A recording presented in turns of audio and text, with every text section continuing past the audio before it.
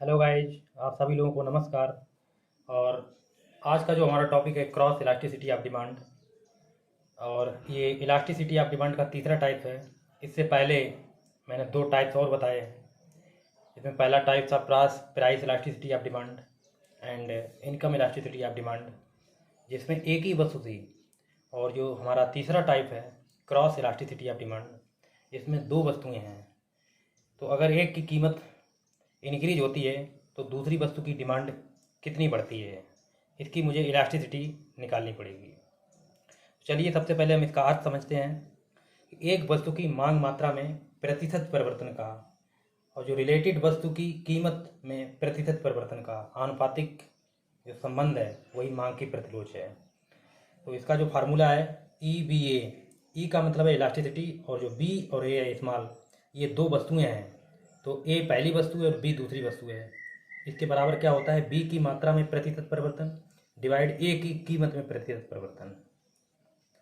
तो बी है उसकी जो डिमांड है, डिमांड क्वांटिटी है, उसमें कितना प्रतिशत परिवर्तन हुआ है, और जो ए है वस्तु उसकी प्राइस में कितना प्रतिशत परिवर्तन हुआ है। तो इसको जो है delta Q B upon Q B divide delta P upon P A. Delta Q B का मतलब है जो बी की मात्रा है उसमें कितना परसेंट परिवर्तन हुआ है, और जो क्यू बी है वो प्रारंभिक मात्रा कितनी है।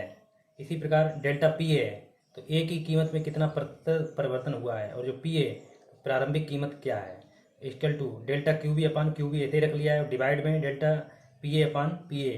तो मल्टीप्लाई करेंगे तो पी ए ऊपर आ जाएगा और डेल्टा पी ए नीचे पहुंच जाएगा, equal to delta Q B upon delta P A into P A upon Q B. तो ये ई बी ए, इसका नाम दिया गया है cross elasticity, equal to Q B का अंतर, यानी कि जो मात्रा है, जो क्वांटिटी बी वस्तु की, उसका जो अंतर है। इसी प्रकार डिवाइड उसका जोड़ है, जो दूसरी वस्तु है उसका जोड़ क्या है। इसी प्रकार इनटू पी ए का जोड़, यानी कि जो कीमत है पहली वस्तु की उसका कितना जोड़ होगा, और डिवाइड जो पी ए का अंतर, यानी कि जो हमारी पहली वस्तु है उसकी कीमत में अंतर कितना होगा। जैसे मान लीजिए एक उदाहरण के माध्यम से कि जब चाय की कीमत 8 रुपये प्रति केजी है तो कॉफ़ी 100 केजी खरीदी जाती है। परंतु जब कीमत बढ़कर 10 रुपये हो जाती है किसकी, चाय की, तो कॉफ़ी की डिमांड बढ़कर कितनी हो जाती है, 120 केजी हो जाती है। तो कॉफ़ी की डिमांड पहले 100 थी, लेकिन जब चाय की कीमत बढ़कर 10 रुपये हो जाती है तो फिर कॉफ़ी की डिमांड 120 केजी हो जाती है। तो इस सूत्र के अनुसार प्रतिलोच गुणांक ई बी ए बराबर जो क्यू बी का अंतर है, यानी कि जो कॉफ़ी है दूसरी वस्तु उसमें जो मात्रा है खरीदी जाने वाली, वो कितना अंतर हुआ है, पहले 100 केजी फिर 120, तो कितना हुआ है 20। इसी प्रकार इसको जोड़ेंगे तो कितना हो जाएगा 220 इंटू जो कीमत है उसका, यानी कि जो पहले चाय की कीमत कितनी थी 8 रुपये, फिर दूसरी बार में बढ़कर कितनी हो गई 10 रुपये, तो 10 और 8 18 हो गए। इसी प्रकार अंतर 2। तो इसको हम कैलकुलेशन करेंगे इसकी, तो ये आएगा एक से कम। तो एक से कम यानी कि वो दोनों वस्तुएं हो सकती हैं, कौन कौन सी, substitute goods and complementary goods. तो जो दोनों रिलेटेड गुड्स होती हैं क्रॉस इलास्टिसिटी ऑफ डिमांड की।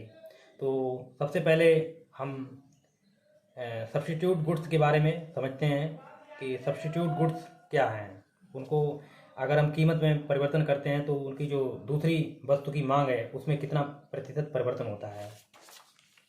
तो इसमें जो हमारा पहला पॉइंट है greater than 1 cross elasticity of substitute goods, मतलब जो ई बी ए लगा हुआ है, यानी cross elasticity is greater than 1।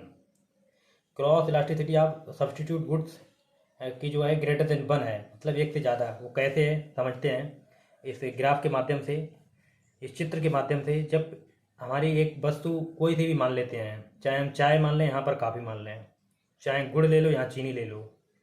तो चलिए चाय और काफ़ी मान लेते हैं। अगर चाय की कीमत जब ए थी तो उसकी जो मांगी जाने वाली जो मात्रा थी वो कितनी थी, बी थी। इसी प्रकार जब चाय की कीमत बढ़कर A1 हो गई तो जो कॉफ़ी है उसकी मांगी जाने वाली मात्रा कितनी होगी, B1। अब इसमें हम ग्राफ के माध्यम से ये देखते हैं कि इसकी कीमत में तो 2% परिवर्तन हुआ है, लेकिन इसकी जो मांग है उसमें 5% परिवर्तन हुआ है। और फार्मूला हमारा कहता है कि जो मांगी जाने वाली मात्रा में प्रतिशत परिवर्तन डिवाइड जो हमारी इनकम है, यानी कीमत में जो प्रतिशत परिवर्तन हुआ है। तो मांगी जाने वाली 5 है और कीमत में कितना हो रहा है 2, तो कितना आ रहा है 2.5, ये 1 से ज़्यादा है। इसी प्रकार इक्वल नंबर 2 है equal to 1 cross elasticity of substitute goods. इसका मतलब ये हुआ है कि जो cross elasticity is equal to 1, ये जो ग्राफ बना हुआ है ये वाला, तो जो कीमत है यहाँ पर ए है। जब चाय की कीमत ए थी तब उसकी जो मांगी जाने वाली मात्रा कितनी थी, बी। इसी प्रकार जब चाय की कीमत A1 हुई तो जो कॉफ़ी है दूसरी वस्तु, उसकी मांगी जाने वाली मात्रा क्या हो गई, B1। इसमें हम देख रहे हैं जिस रेशियो में हमारी इनकम जो कीमत बढ़ रही है चाय की, उसी रेशियो में हमारी जो दूसरी वस्तु मांगी जाने वाली मात्रा कॉफ़ी है उसकी डिमांड बढ़ रही है। मतलब ये दोनों बराबर हैं। अगर हम कह सकते हैं 2% अगर हमारी चाय की कीमत बढ़ रही है तो 2% हमारी डिमांड बढ़ रही है। तो ये क्या आ गया, इक्वल टू 1। इसी प्रकार तीसरा जो पॉइंट है less than 1 cross elasticity of substitute goods. ये संकेत बताता है cross elasticity of substitute goods is less than 1, मतलब एक से कम है। वो कैसे है, ये हमारा इनकम और ये हमारा क्वांटिटी।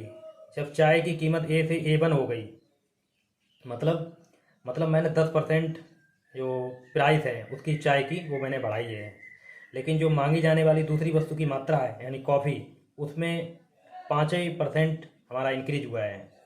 तो इसमें आप देख सकते हैं कीमत हमारी ज़्यादा बढ़ी है, लेकिन जो मांगी जाने वाली जो मात्रा है वो क्या हुआ है, वो कम हो गई है। तो मांगी जाने वाली मात्रा जो कम हुई वो ऊपर रहेगी और जो कीमत बढ़ी है वो नीचे। तो इस प्रकार से 0.5 आ रहा है जो 1 से कम है। इस तरह से जो 4 पॉइंट है 4 नंबर का, 0 cross elasticity of substitute goods. ये cross elasticity of substitute goods equal to 0।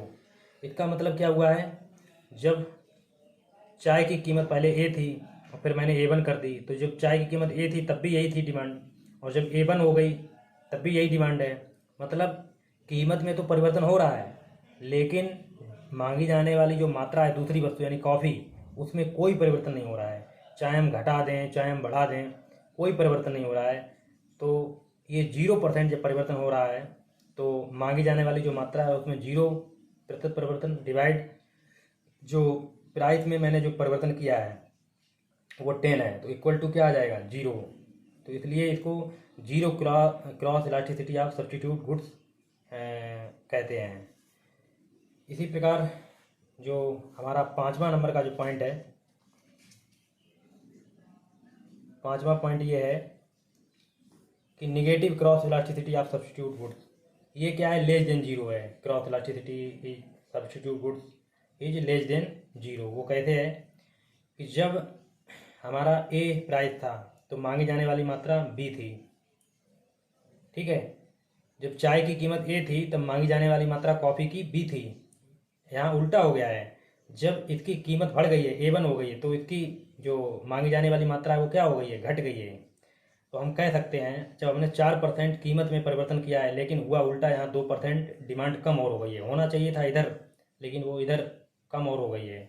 तो यहाँ पर माइनस का चिन्ह लग जाएगा, -2/4 बराबर -1/2 और इक्वल टू 0.5 वो किसके, माइनस के। तो इसलिए negative cross elasticity of substitute goods है। तो आप समझ सकते हैं कि जो हमारा प्राइस इलास्टिसिटी ऑफ डिमांड था उसमें प्राइस था एक तरफ, दूसरी मांगी जाने वाली मात्रा थी, वो वहाँ पर एक ही वस्तु थी। दूसरा टाइप है हमारा इनकम इलास्टिसिटी ऑफ डिमांड। उसमें क्या है, उसमें हमारी इनकम थी जहाँ पर प्राइस लिखा हुआ है। जहाँ पर ये प्राइस लिखा हुआ है वहाँ पर हमारी क्या थी, इनकम थी, और यहाँ क्वांटिटी थी, और लेकिन एक ही वस्तु थी। लेकिन जो हम cross elasticity of substitute goods पढ़ते हैं तो यहाँ पर एक वस्तुएं नहीं, यहाँ पर 2 वस्तुएं हैं, उनके बीच में कितना रेशियो आ रहा है। एक तरफ हम अगर एक वस्तु की अगर कीमत बढ़ा रहे हैं तो दूसरी वस्तु की जो डिमांड बढ़ रही है, ये तो मालूम है बढ़ रही है घट रही है, लेकिन ये नहीं पता चल रहा है वो कितना % परिवर्तन हो रहा है।